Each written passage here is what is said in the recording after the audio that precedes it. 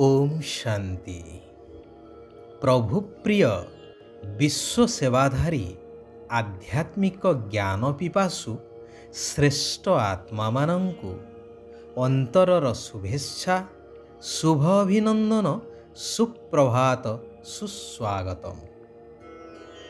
जुग अनुसारे वंश बा पीढ़ीर प्रचलन यह अनादि कालर विधि व्यवस्था अटे। जेपरि जुग चारि सेहिपरि वंश मध्य चारि, सूर्यवंश, चंद्रवंश, वैश्यवंश एवं शूद्रवंश। जदि जुग एवं वंशर विधि व्यवस्था रही तेबे एही सबु जुगरे बा वंशरे आत्मा मानंकु गति करिबाकु पड़िबो निश्चय निज निजर कर्म अनुसारे।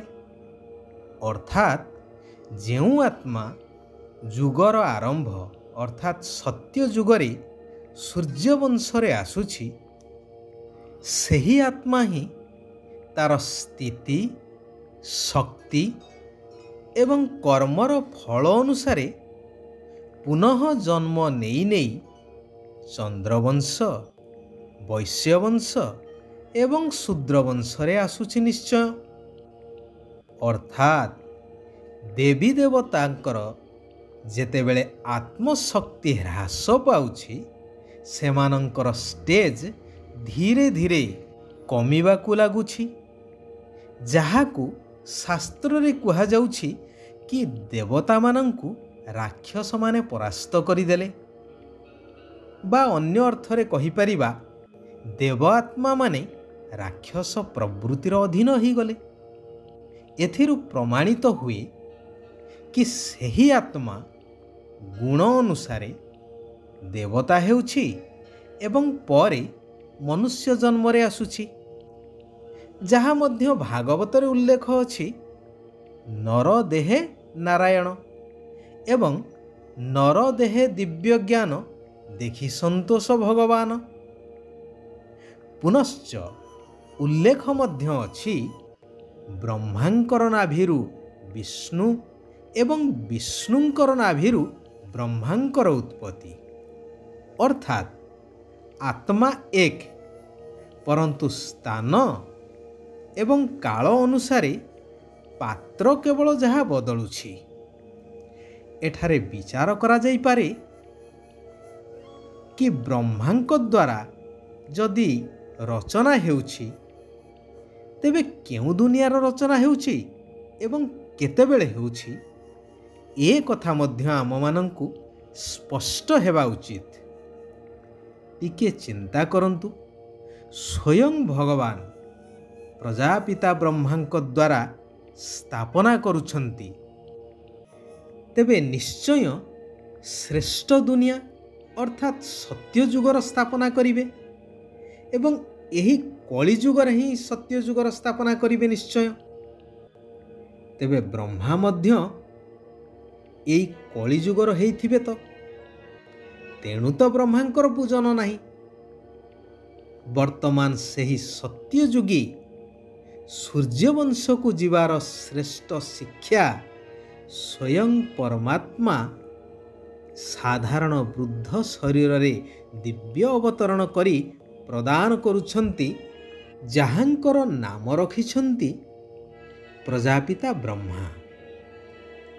सेथिपाई परमात्मा शिव बाबा कहउछंती मधुर आत्मिक संतान माने शरीर निर्वाह अर्थे कर्म कर, किंतु अति कम रे 8 घंटा निराकार शिव पितांकु स्मरण करि चाल, सारा विश्व को शांतिर दान दियो, निज समान श्रेष्ठ हेबार सेवा कर, निमित्त होई हातरे कर्म कर एवं बुद्धि को शिव बाबांको पाखरे लगाई रख निरंतर।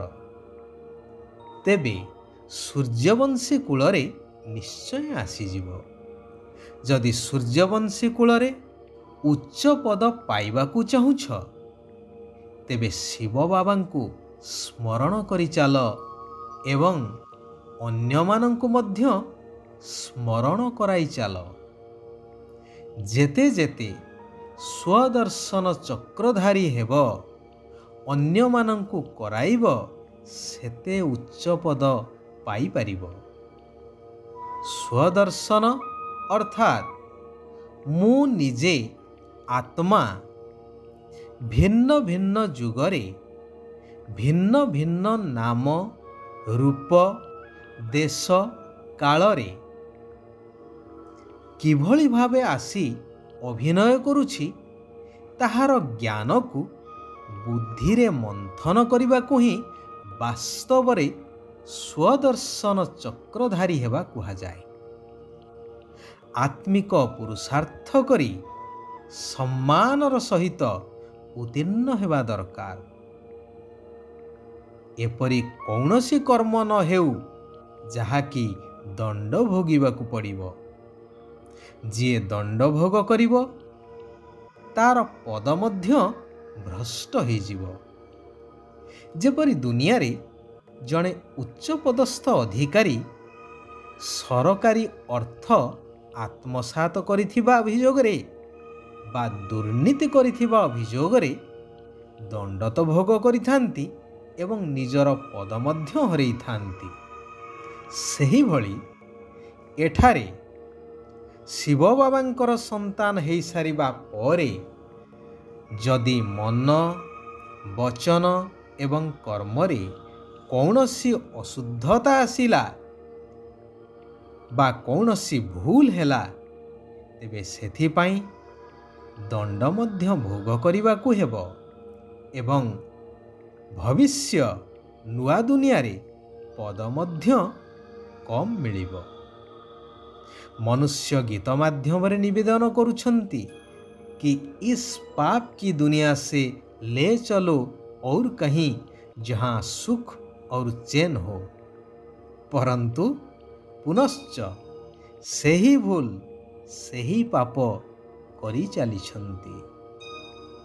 शिव बाबा कहउछंती एई कल्याणकारी पुरुषोत्तम संगम जुगर श्रेष्ठ समय रे श्रेष्ठ पितांकर श्रेष्ठ मत द्वारा बाबांक समान सर्वगुण रे संपूर्ण हेबाकु पड़िबो। परस्पर सहित बहुत स्नेह रे रहिबा दरकार, कारण भविष्य नूतन दुनिया स्नेहपूर्ण दुनिया हेबो। संस्कार तो सही ठारे ही जन्म नेब नाही, तेणु सेठाकु जीवा पाई हेले एबे ठारू सही भली सबु संस्कार को धारण करने को हेब।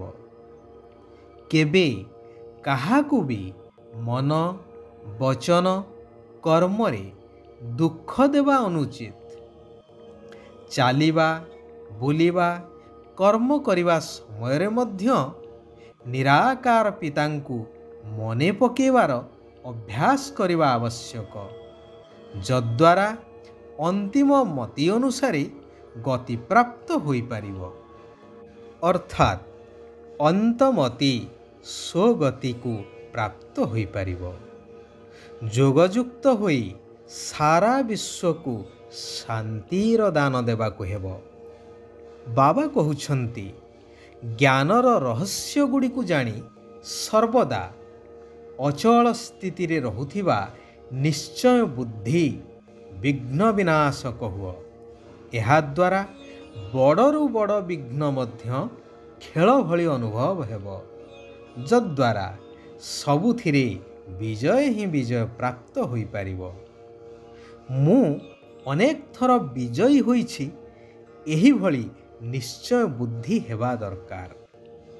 जदि दृढ़तार शक्ति साथी रे थिबो, तेबे सफलता गलार हार होईजिबो। अच्छा, आजी पाई एइठारे आमे माने विराम नेबा। आसंता काली पुनश्च सही कल्याणकारी पितांकर आउ किछि कल्याणकारी महावाक्य को आलोचना करिबा। निजर जीवन को परिवर्तन करिबा सहित सारा पुराना दुनिया को ନୂତନ ଦୁନିଆରେ ପରିବର୍ତ୍ତନ କରିବାର କାର୍ଯ୍ୟରେ ନିଜକୁ ସାମିଲ କରିବା। ଓମ୍ ଶାନ୍ତି। ଓମ୍ ଶାନ୍ତି। ଓମ୍ ଶାନ୍ତି।